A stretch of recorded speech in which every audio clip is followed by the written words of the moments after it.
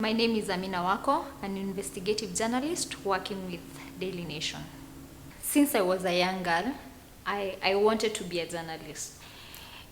And one person inspired me that time, Jeff Koinange. He used to work for CNN.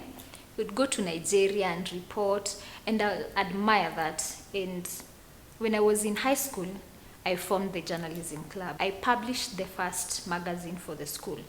And since that time, I said, this is what I want to become. Like, if I was not a journalist, I don't have another option. So even that time, I took a break from the media. I was just trying to figure out what else I can do.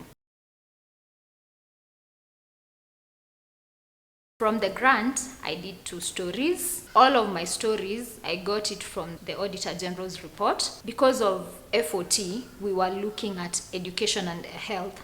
So I decided to concentrate with education. For education, while I was going through the Auditor General's report in 2015, I noticed a few queries that the auditor has raised. One of it was about 2 buses that were bought. So the first bus was bought for a primary school, and in the audit report, they said it was delivered to the school. But because previously I had worked with the same community, I had not seen such a bus. So I decided to ask the community members if there is a bus like that around that place. And they told me, yes, the bus was brought here, but just during the same time, it was the campaign time. So it was taken away by the people who were campaigning, and it was branded the campaign colors, and it was used during the campaign. So I started following it to find out where the bus is. I found out the bus was just parked somewhere. It was not in use. It was not even now branded the colors of the campaign, and it had a government number plate. So I decided to find out why the bus that was bought for the school was just parked somewhere. And that school that was given the bus, first of all, it had many issues. A bus was like last thing they needed. The school did not have piped water, it did not have a perimeter wall, the glasses were broken and all that. So I called the area MP to find out why he bought the bus for the school while they needed much more than that. He told me he's the area MP, he makes the decision. But at the end of the day, 5 million was spent, and the bus is not like helping the school. So that was the first story I did, trying to find out why the bus was bought and it is not in use. When we were given the grant, we were also given mentors. So when I was doing my stories, I'd go back to my mentor and discuss with my mentor. We would work together to finalize on the story. As a young journalist in the industry, I was working with someone who had experience, and he would point at things I was doing. From my side, I thought I had the best stories, but when I gave it to him, he like gave me 30% the first time I did that story. So he would point at things, I'd go back to the ground, do the story until it was finally a good piece.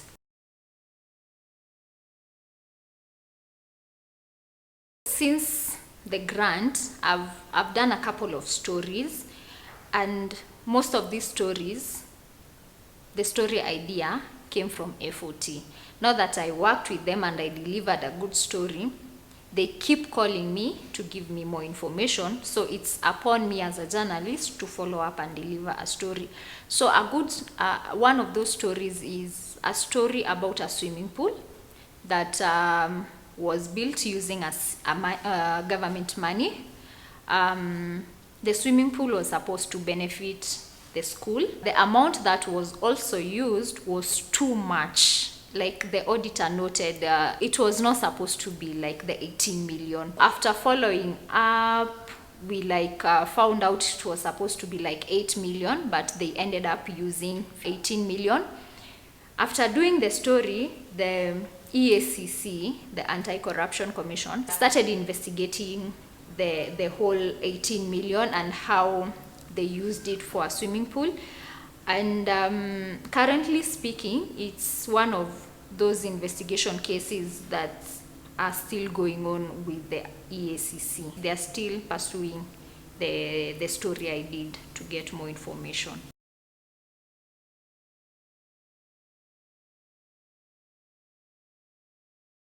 I did a story at a time there was a by-election in an area, and the story I did mentioned one of the candidates who was vying, but he was the area MP, the former area MP, and in my story he had misused money meant for the people.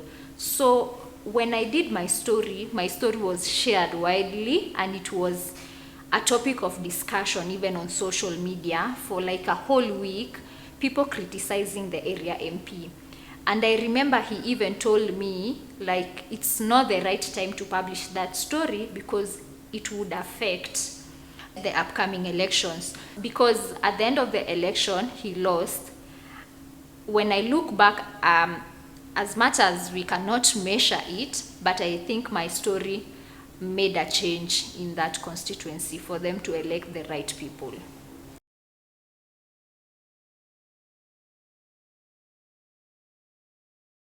While we are pursuing stories, we get threats, we get people following us in town. The other thing is we get offers, counter offers, like I am working on a story and you are told, just drop this story, we will give you this amount of money. It is really tempting because it's not small money. But then again, your integrity and your voice for the people keeps us going. The other thing is, as much as we have freedom in the country, sometimes we don't get all those investigative stories being published because at the end of the day, the government are major advertisers in these newspapers and all that. So when you try and do a story, it's negative for the government, they can pull the advertisement and all that. So sometimes even the media houses they hold back other stories because of their own stability and existence in the country and all that. I think there's no protection kind of for investigative journalists in Kenya. So even if something happens to you, you are left alone. There's nothing much your institution can do and all that. So I think that makes most of investigative journalists hold back some information. When I'm working on a stories, I receive calls and all that, but there's this particular one, people threatening me, like to drop the stories. We know your parents, we know where you stay, we are following you, we are watching you and all that. But this particular one, people are following me in town. And why I'm saying that is, as an investigative journalist, we've been trained. And you would notice and sense that someone is following you. So I tried to change my routes, but they kept on following me. I went into an hotel, and one of them followed me into the hotel. It was really scary. I think I always say that I can handle all that, but that day I was scared. I didn't know what to do. I didn't even know how to get home because I thought maybe they are just outside there and they might follow me to my home place and all that. Since that day, I'm always very cautious. Like when I get out of the office, I just look around to just check to notice who is around. And while I am walking, if I just feel that I've walked for a long time and you're behind me, I start panicking. Like this person is following me and all that. So it's not a good feeling. We live in fear. Like I live in fear. Maybe these people might follow me to my home, know my family, do something and all that. So sometimes when I start pursuing a story and then I remember that incident, I get scared. Yes, it's not worth it.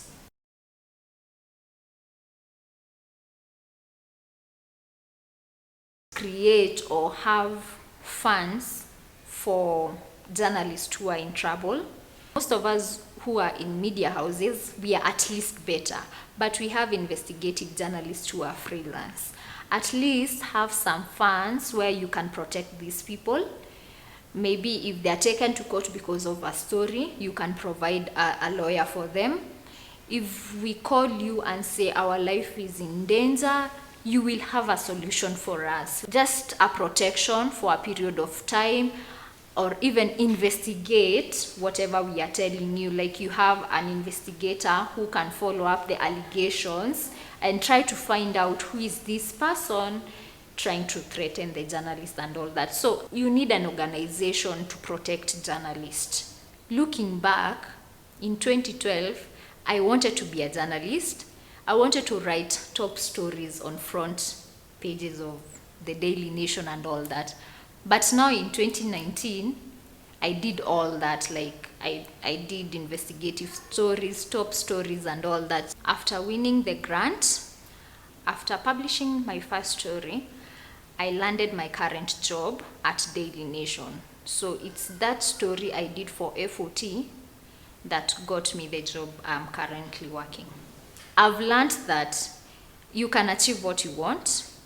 It's only that it's going to take a while, bumpy road and all that, but eventually you can achieve whatever you fix your mind to do.